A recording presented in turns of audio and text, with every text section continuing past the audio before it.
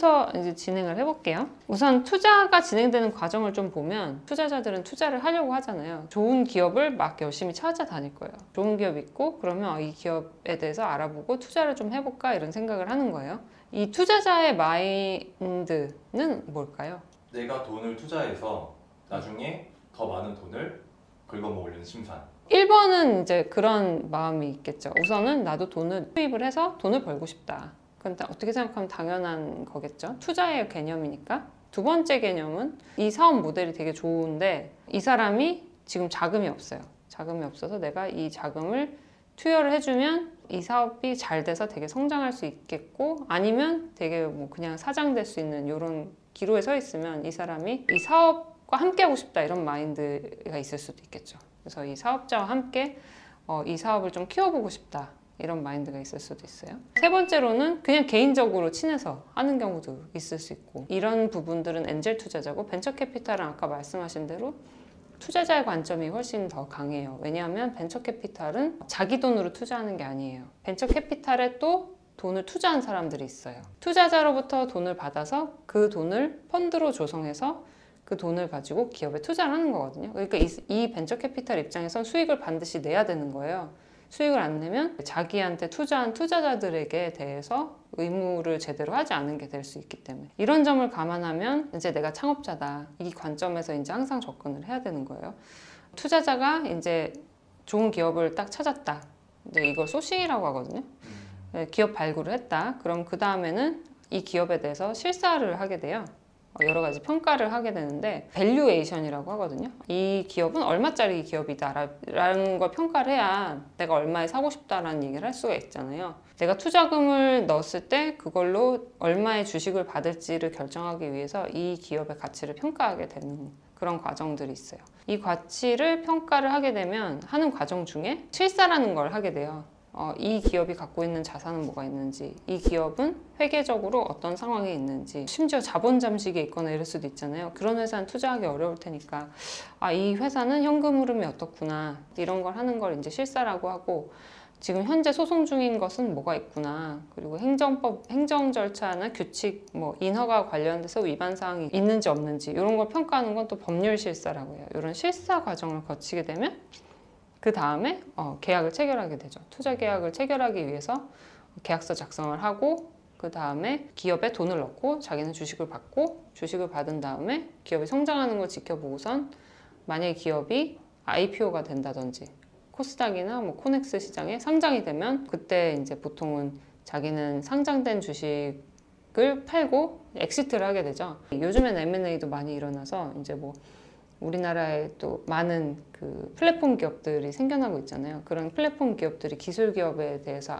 M&A를 되게 많이 하고 있어요. 예를 들면 카카오 내비도 아마 제가 알기로는 우리나라에는 조그만한 내비게이션 회사를 인수해서 그걸 하고 있는 걸로 알고 있거든요. 뭐 그런 식으로 많이 진행이 되고 있는데 이런 식으로 이제 M&A를 해서 또 자기 주식을 팔고 엑시트를 하기도 합니다. 이 엑시트를 하면 성공했다고 보통 얘기를 하죠. 보통은 자기가 투자했을 때 돈에 비해서 굉장히 이제 밸류에이션이 높아진 상태에서 자기가 그 돈을 회수를 하게 되거든요.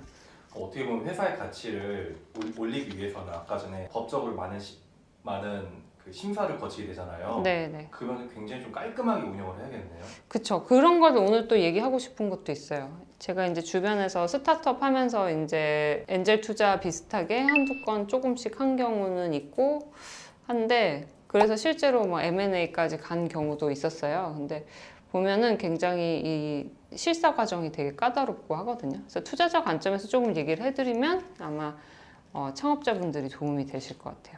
근데 우선은 투자 유치를 이제 하고 싶은 마음들이 다 많을 테니까 투자 유치 시에 유의할 사항을 조금 얘기를 해볼게요. 구독, 좋아요. 그때는 보통은 이제 내가 가지고 있는 사업 모델을 잘 얘기를 할 수 있어야 되겠죠. 그 사업 모델이 뭔지, 내 사업의 경쟁력은 뭔지, 그리고 내 사업에서 경쟁 회사는 어떤 회사가 있는지, 거기에 대해서 내가 가지고 있는 우위는 무엇인지. 그래서 앞으로 우리는 마일스톤이라고 해서 어떤 식으로 돈을 얼마만큼 벌 건지 이런 걸 이제 표나 이제 추정 자료로 제시를 하게 됩니다. 그래서 이런 부분들이 있는데 이때는 이제 사업에 좀 참신성이 필요하다. 투자자를 설득하려면 내 사업이 어떤 면에서 좀 경쟁력이 있는지 얘기할 수 있어야 되고 또 그 과정에서 창업팀, 우리 팀은 이런 부분에 있어서 전문적인 역량이 있다. 요거를 잘 이제 얘기를 하실 수가 있어야 돼요. 예를 들면 원범님과 창호님이 만약에 나중에 법인을 설립한다. 지금은 조그만 이제 그냥 사업체를 운영하시지만 나중에 이게 법인이 된다. 제가 투자자가 왔어요. 그러면 두 분이 이제 창업 이제 메인 멤버가 되는 거예요. 그래서 조원범, 뭐 이력, 뭐 학력, 뭐 경력 그 부분들을 이제 우리가 얘기를 할 수 있어야 되고 원범님하고 또 창호님도 이제 뭐 어디요, 뭐 학력, 이력, 경력 이런 것도 있어야 되고 또 뭐 여러 가지 이제 뭐 수상 경력, 뭐 특허, 뭐 자격증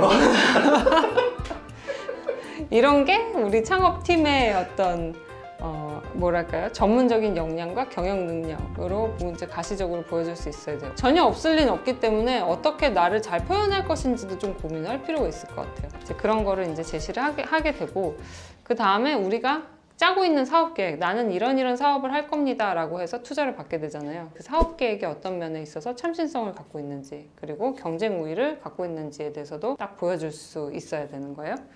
그렇게 되면 이제 투자자 입장에서는 이런 이제 시장에서의 어떤 우위가 있구나. 다른 사업자는 진입하기 어려운 어떤 특별한 노하우나 특별한 기술을 갖고 있구나. 약간 이렇게 생각할 수 있을 것 같아요. 특허가 있다거나 이러면 좀 더 높은 점수를 받겠죠. 특허는 이제 특허 기간 만료될 때까지는 동일한 기술을 이제 사용할 수 없으니까 유사한 기술은 또 유사도에 따라서는 특허 침해 소송 대상이 될 수도 있고 하니까 이럴 때 특허가 굉장히 큰 가치를 갖게 되죠.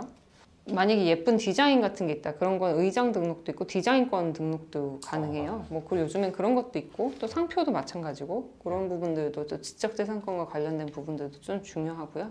이런 부분들이 이제 창업자 입장에서는 좀 투자자와 관련해서 신경 쓸 부분이고 창업자가 또 근데 살펴볼 부분은 투자자가 나한테 투자를 해주겠다고 해서 반드시 막 다 받으면 안 돼요. 조건이 다 다르잖아요.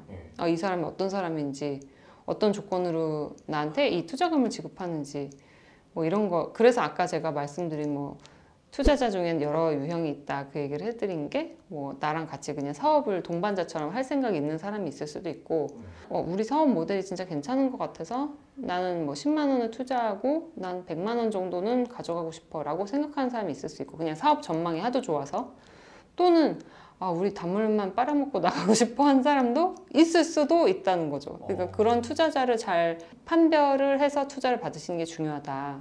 그리고 또 투자자가 이제 특히 엔젤 투자자 같이 초기에 우리 회사 초기에 들어오시는 투자자분들은 내가 이런 부분에 회사에 기여할 수 있어 라고 하면서 얘기를 하시는 분들도 있어요. 뭐 만약에 10명의 투자자가 나한테 투자를 하고 싶어 해요. 근데 어떤 사람은 투자 금액이 다 똑같다는 전제 하에서는 우리 회사에 도움되는 부분으로부터 투자를 받는 게 좋잖아요.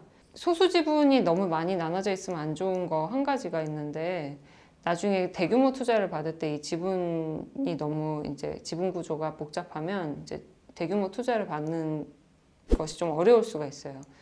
그래서 이제 너무 많은 사람으로부터 이제 소수 지분으로 투자를 받는 건 좋지 않거든요. 또 한 가지 고려할 거는 이제 그 지분율뿐만 아니라 그 투자하는 분들의 성향, 나한테 도움을 줄 수 있는지, 뭐 이 사람이 예를 들면 이쪽에 창업 경험이 있다든지 또는 법률이나 회계적인 지식이 있어서 우리 쪽에 어떤 도움을 줄 수 있다든지 아니면 뭐 벤처 캐피탈 경험이 있어서 나중에 벤처 캐피탈 연결을 해줄 수 있는 사람이라든지 이런 사람이면 더 좋겠죠. 그러니까 이런 점까지 고려를 해서 투자를 받으시는 게 좋다.